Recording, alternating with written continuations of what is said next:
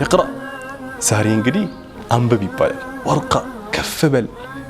يبالل ورتل انقدي اسكي أنبب كما كنت ترتل في الدنيا ومغانم كثيرة يأخذونها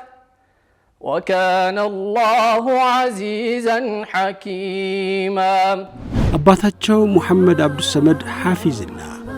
قرآن مجود نبرو ሁለት ወንድሞችም ነበሯቸው محمودና አብዱል ሐሚድ حافظ መሆን በራሱ የሚሰጠው እንትን አለ ያኔ ክብር አለ በጣም ደስ የሚል ክብር በሐፊዝነት ክብር ብዙ ኖረናል አልহামዱሊላህ ሌላ ነገር ሳይኖረን ሊቢያ እንደምታወቀው 6 ሚሊዮን ህዝብ ነው ያላት 1 ሚሊዮን ሐፊዝ ነው لا اله الا الله ሰው ዓለም ላይ ያሉ መጽሐፍ ቢያቃጠል ቁርአን ሊጠፋ ይችላል እንዴ በፍጹም ልክ ሰዎቹን ስናይ እንደገና ተነሳ አሁን እስካሁን ለቫኬሽን የመጣ ነው ከዚህ በኋላ ግን እንቀይር አሁን ለማሸነፍ በቃ ሀገር የምር ግን ይመጣል ስሜቱ ሐቂቃ ኢትዮጵያ የሚለው እንትን እንደገና ይመጣባል እዛ በመቀጠል ሙሉ 30 ጁዝ ቁርአን በሬዲዮ አማካይነት በየቤቱ እንዲሰራጭ ተደረገ ያን ጊዜም በቤቱ ሬዲዮ የነበረው ሰው ያው ጎረቤት እንዲሰማ ሁሉ ጊዜ ቅዳሜ ከ2 ሰዓት እስከ ምሽቱ 2 ሰዓት ተኩል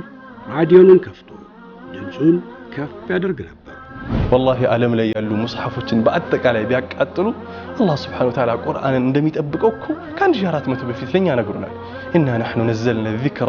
وإنا له لحافظون ከቁርአን ጋር ዘውትር ረቡዕ ምሽት ከ3 ሰዓት ጀምሮ ይጠብቁን